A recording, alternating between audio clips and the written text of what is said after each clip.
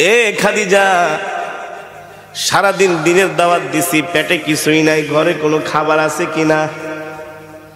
আম্মাজান খাদিজা বলে, ওগো প্রিয় স্বামী, আমাদের ওই যে ছোট একটা বকরি আছে, শুধু ওই বকরি থেকে সন্ধ্যাবেলা এক পেয়ালা দুধ দহন করে আপনার জন্য রেখেছি। আর পাশের বাড়ির মানুষ হাদিয়া হিসাবে আমাদেরকে 4টা খেজুর দিয়ে গেছে। আমি 2টো খেজুর খেয়ে 2টো খেজুর আর এক পেয়ালা দুধ প্রিয় স্বামীর জন্য রেখে দিয়েছি। আপনাদের কাছে আমার প্রশ্ন, সারাদিন না খাওয়া মানুষের কি এক পেয়ালা দুধে কি পেট ভরে, তৃপ্তি মিঠে? আম্মাজান আয়েশা রাদিয়াল্লাহু তাআলা আনহা আল্লাহর নবীর সামনে দুধের পেয়ালা হাজির করলেন। নবীজি অর্ধেক টুকুন দুধ খেয়ে অর্ধেক টুকুন দুধ আম্মাজানকে দিয়ে দিলেন।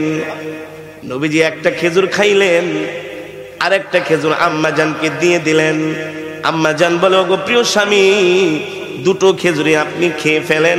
আল্লাহর নবী বলেন, না না না, আমি আমার হাত দিয়া তোমাকে একটা খেজুর খাওয়াই দিব। আল্লাহু আকবার। এই কথা বলতে বলতে হঠাৎ করে নবীজির চোখ চলে যায় আম্মাজানের কাপড়ের দিকে।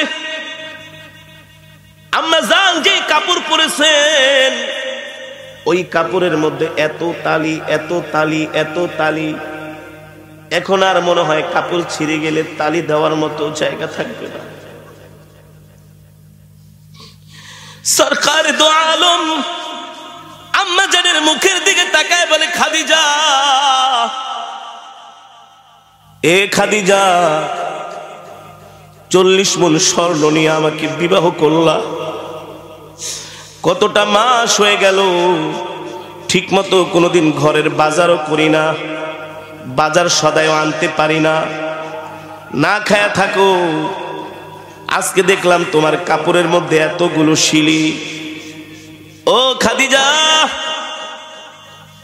একবারও বাজারের জন্য বললা না, কোনদিন বললা না বাজারে যাচ্ছেন, বাহিরে যাচ্ছেন, কিছু খাবার নিয়ে আসেন, এই কথাও বললো না। আমার কাপড় ছিঁড়া গেছে, একটা কাপড় পর্যন্ত নিয়ে আসেন। খাদিজা রে, 40 মণ স্বর্ণ নিয়ে আমাকে বিবাহ করলা, এই সম্পদগুলো আমি কোন জায়গায় ব্যয় করলাম একবারও কোনোদিন ডাক দিয়া জিজ্ঞেস করলা না। তোমার সম্পদগুলো আমি কোন কাজে ব্যয় করেছি? আম্মাজান খাদিজা বলে, গো আল্লাহর নবী, আমি জানি আমার কলিজার টুকরা স্বামী ওই সম্পদগুলো আল্লাহর রাস্তায় দান করে দিয়েছেন, এই জন্য আমার জিজ্ঞেস করার কোনো প্রয়োজন নাই। আল্লাহু আকবার। আম্মাজান বলে, ঠিক আছে বুঝলাম। আল্লাহর নবী বলে, বুঝলাম, কিন্তু তোমার গায়ের মধ্যে ছিঁড়া কাপড় তালি দেওয়ার মতো জায়গা নাই, এই কথাও তো কোনোদিন বললা না, একটা শাড়ি কিনে আনেন। আম্মাজান বলে, আমি জানি আমার প্রাণের স্বামীর পকেটে পয়সা নাই, এই সময় যদি আমি শাড়ি কিনতে বলি আমার স্বামী কষ্ট পাবে, আমি আমার কলিজার টুকরা প্রাণের স্বামীকে কষ্ট দিতে পারবো না। আল্লাহু আকবার। কষ্ট দিতে পারবো না, এই কথাগুলো আসমান থেকে আমার আল্লাহ শুনতেছে। আর জোরে বলেন সুবহানাল্লাহ। কে শুনতেছে? আরশে আজিম থেকে আল্লাহ তাআলা শুনতেছেন হযরতে খাদিজার কথাগুলো। আম্মাজান খাদিজা বলে, গো আল্লাহর নবী, আপনার কাছে আমি 3টা জিনিস চাইবো, আপনি দিবেন কি দিবেন না বলেন। ও খাদিজা, তুমি দিনের জন্য এত কষ্ট করেছো, ইসলামের জন্য তোমার এত ত্যাগ, এত কোরবানি, কি চাইবা তুমি আমার কাছে? কি চাইবা? দুনিয়ার কোনো পার্থিব সম্পদ তো আমি তোমাকে দিতে পারবো না, আমার কাছে তো কিছু নাই।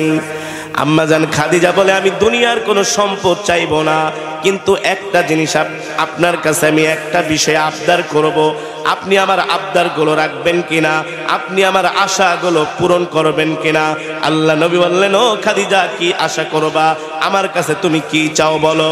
আম্মাজান খাদিজা বলে, গো আল্লাহর নবী, আপনার কাছে 1 নম্বরে আমার চাওয়া হলো, আমি যেই দিন ইন্তেকাল করব সেই দিন আপনি আপনার এই গায়ের জুব্বা মোবারকটা দিয়া আমার শরীরের কাফনের কাপড় বানাইবেন। বাজার থেকে কাফনের কাপড় কিনবেন না। আমি চাই আমার কলিজার টুকরা প্রাণের স্বামী যেই জুব্বা মোবারক পরে আছে, এই জুব্বা দিয়া পেঁচায়া আপনি আমাকে দাফন করে দিবেন। আল্লাহু আকবার। 2 নম্বরে কি চাও?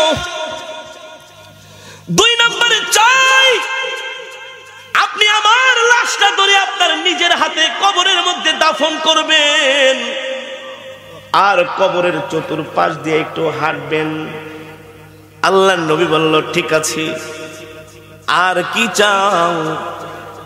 আম্মা জান খাদিজা বললেন আমি চাই আমাকে যখন আপনি দাফন করবেন সাথে সাথে বাড়িতে আসবেন না, একটু সময় কবরের পাশে দাঁড়ায় থাকবেন। আল্লাহু আকবার। সরকার দো আলম বলে খাদিজা রে খাদিজা, 1 নম্বরে আমার জুব্বা মোবারক দিয়া যদি তোমাকে কাফনের কাপড় বানায়া, ওই জুব্বার কাপড়টা কাফনের কাপড় বানায় আমি যদি তোমাকে দাফন করি, এতে তোমার কি উপকার হবে, কি ফায়দা? আম্মা জান বলে জাহান্নামের আগুনের এত বড় সাহস নাই। আল্লাহর নবীর জুব্বা মোবারক আমার গায়ের মধ্যে থাকবে, আর ওই জুব্বা মোবারক পুরে খাদিজার গায়ে জাহান্নামের তাপ লাগবে, এত বড় সাহস জাহান্নামের আগুনের নাই। আল্লাহু আকবার। 2 নম্বরে খাদিজা তুমি আমাকে কবরের মধ্যে নিজের হাতে রাখতে বললা আর একটু হাঁটতে বললা, কারণ কি? আম্মা জান খাদিজা বলে গো আল্লাহর নবী, কোন কারণে যদি আমি কবরে ধরা খেয়া যাই, কবরের মাটির এত বড় সাহস নাই। আল্লাহর নবী যে মাটির চতুর্পাশ দিয়ে হাঁটছে, ওই কবরের মাটি আমাকে ভেদ করে 2-4 দিক থেকে আমাকে কবর চাপা দিবে। যেই জায়গায় আল্লাহর নবীর পা মোবারক পড়েছে, ওই মোবারক পা মোবারকের জায়গা ভেদ করে মাটি এক পাশ থেকে আরেক পাশে যাবে, আরেক পাশ থেকে আরেক পাশে যাবে। এত বড় সাহস কবরের মাটির কোনোদিন হতে পারে না। আল্লাহু আকবার। 3 নম্বরে তুমি আমাকে বললা আমি কিছুক্ষণ কবরের পাশে দাঁড়ায় থাকবো। আপনি কিছুক্ষণ কবরের পাশে দাঁড়ায় থাকবেন, এর কারণ হলো মুনকার নাকির ফেরেশতারা যখন সওয়াল করার জন্য আসবে, আপনি আমার সওয়ালের জবাবগুলো দিয়ে দিবেন। আল্লাহু আকবার। যারা বলেন আল্লাহু আকবার। আল্লাহর নবী সরকার দো আলম বলেন খাদিজা, আমি তোমার শর্তগুলো মেনে নিলাম, আমি তোমার শর্তগুলো মেনে নিলাম।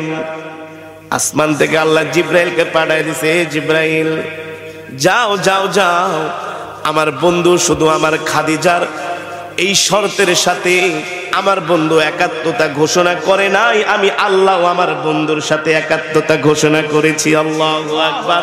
কারণ আমার খাদিজা দ্বীনের জন্য, আমার দ্বীনের জন্য এতটা কোরবানি করেছে, স্বয়ং আমি আরশের মালিক খাদিজার উপরে সন্তুষ্ট হয়ে গেছি। ঠিক আম্মা জান খাদিজা রাদিয়াল্লাহু তাআলা আনহা যখন ইন্তেকাল করলেন, আম্মা জানের কথা অনুযায়ী আল্লাহ তাআলার আমার নবী সব ব্যবস্থাগুলো করলেন। কিন্তু যখন আম্মা জানের লাশটা যখন কবরের মধ্যে শোয়ানো হলো, বারবার নবীজি